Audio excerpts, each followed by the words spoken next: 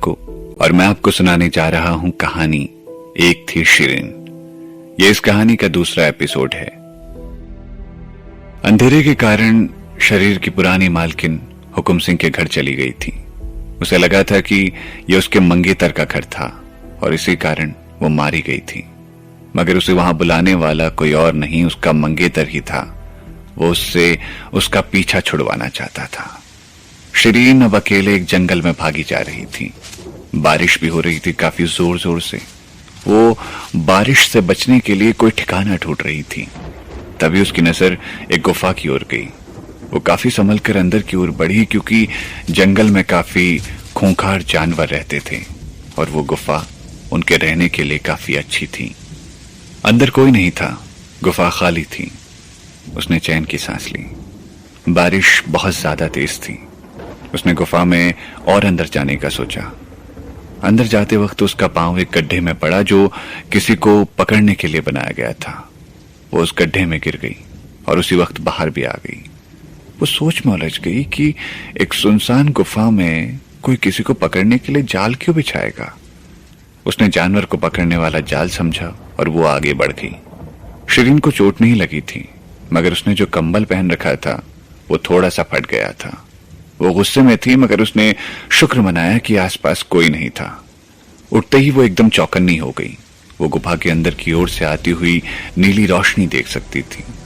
वो धीरे धीरे रोशनी की ओर बढ़ी और एक पत्थर के पीछे उसने एक बहुत ही आकर्षक देवता की मूर्ति देखी। उस मूर्ति की नक्काशी बहुत सुंदर थी। वो मूर्ति नहीं, एक असली इंसान लग रहा था। शिरीन आहिस्ता आहिस्ता मूर्ति की ओर बढ़ रही थी। उस राज्य की मूर्तियां पूरे विश्व में मशहूर थीं। मूर्तियों पर की गई नक्काशी उन्हें बिल्कुल असली सा बना देती थी। शिरीन ये सोचकर परेशान थी कि इतनी खूबसूरत मूर्ति उस गंदी सी गुफा में क्या कर रही थी। उसे लगा कि ये चोरी की मूर्ति थी और चोरों ने उस मूर्ति को वहां छुपा कर रखा था। शिरीन मूर्ति के बिल्कुल नजदीक पहुंच गई। अब वो मूर्ति को हाथ से सहलाने लगी। उसने अपनी पूरी जिंदगी इतनी खूबसूरत मूर्ति नहीं देखी थी। उसके मन में ख्याल आया कि अगर ये इंसान असली होता तो राज्य की हर लड़की बस उसे ही अपना बनाने की कोशिश करती। मूर्ति बहुत ज्यादा असली लग रही थी। हर छोटी से छोटी बारीकी का अच्छे से ध्यान रखा गया था। अब शिरीन की उत्सुकता बढ़ने लगी थी। वो मूर्ति को ऊपर नीचे उठाकर देख रही थी। उसके मन में ख्याल आया कि क्यों ना मूर्ति चुरा ली जाए, चोर से चोरी। मगर फिर उसने सोचा कि किसी देवता की मूर्ति ऐसे चुराना अपमानजनक हो सकता था, तो फिर शिरीन ने चोरी का ख्याल छोड़ दिया। मगर उसकी नजर मूर्ति को पहनाए हुए कपड़ों पर गई। उसने सोचा क्यों ना इस मूर्ति के कपड़ों को ले लिया जाए और अपने तन को ढक लिया जाए। तो उसने मूर्ति पर से कपड़े उतार के पहन लिए। शिरीन ने सोचा क्यों ना इस शरीर की असली मालकिन के घर रहकर उसकी जिंदगी सुधारी जाए, और वो वहां से जाने लगी तो उसके मन में ख्याल आया। उसने पीछे मुड़कर मूर्ति के गाल को चूमा और वो वहां से चली गई। अब शिरीन अपने अंदर एक खुशी की लहर को महसूस कर रही थी। उसने मुस्कुराते हुए अपने हाथों को देखा और जोर से चीख कर कहा, हाँ, मैं जिंदा हूं। और ये कहकर उसने फिर से अपने घर के रास्ते को मापा और उसने अपनी जादुई ताकत का इस्तेमाल किया वहां से गायब होने के लिए। शरीर बदल जाने के कारण वो अपनी पूरी जादुई ताकत का इस्तेमाल नहीं कर पा रही थी, पर इस शरीर में जादू का इस्तेमाल कर पाना भी काफी चौंकाने वाला था। शिरीन को याद तो सब आ गया था, लेकिन उसे ये याद नहीं आ रहा था कि वो किस रजवाड़े से थी। भीमपुर राज्य में 2 राजघराने थे।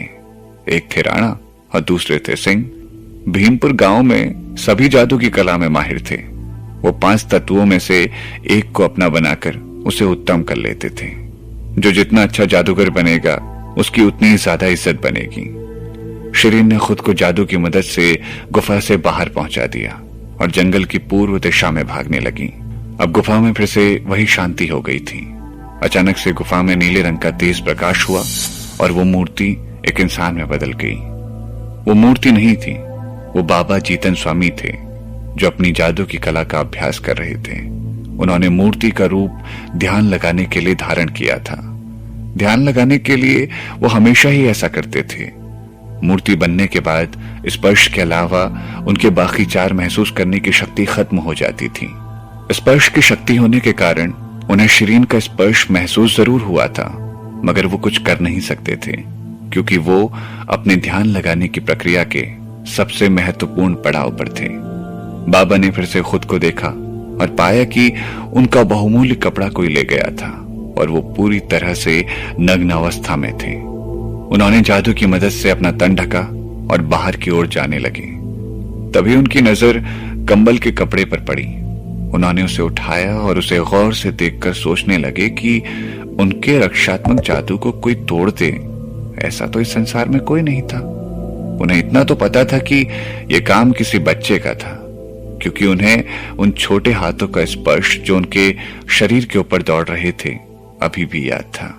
वो गुफा से बाहर आए और उन्होंने हल्की सीटी मारी और 4 अलग दिशाओं से बाबा के 4 अलग अलग शागिर्द वहां पहुंच गए। वो चारों सर झुकाए बाबा जी के सामने खड़े थे।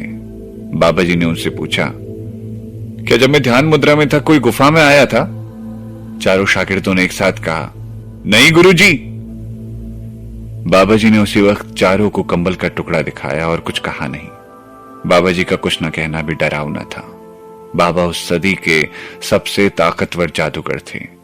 शागिर्दों को उनके आसपास का माहौल गर्माता हुआ महसूस हुआ, और ऐसा तभी होता था जब बाबा जी को गुस्सा आता था। बाबा जी ने कड़क आवाज में चारों शागिर्दों को बच्चे को ढूंढने का आदेश दिया जो उनके कपड़े पहनकर घूम रहा था। उन्होंने कहा कि उस बच्चे को ढूंढ के मार डालना। ये सुनकर चारों शागिर्द हैरान हो गए, पर उनके पास बाबा जी की आज्ञा मानने के अलावा कोई और चारा नहीं था। वो चारों अलग अलग दिशाओं में फैल गए, मगर शिरीन भी बहुत चालाक थी। उसने भी जादू की मदद से अपने कपड़े बदल लिए थे और बाबा जी के कपड़ों को उसने एक पत्थर पर लपेट दिया और वो आगे चली गई। बाबा जी के हिसाब से चोर ज्यादा आगे नहीं पहुंचा होगा।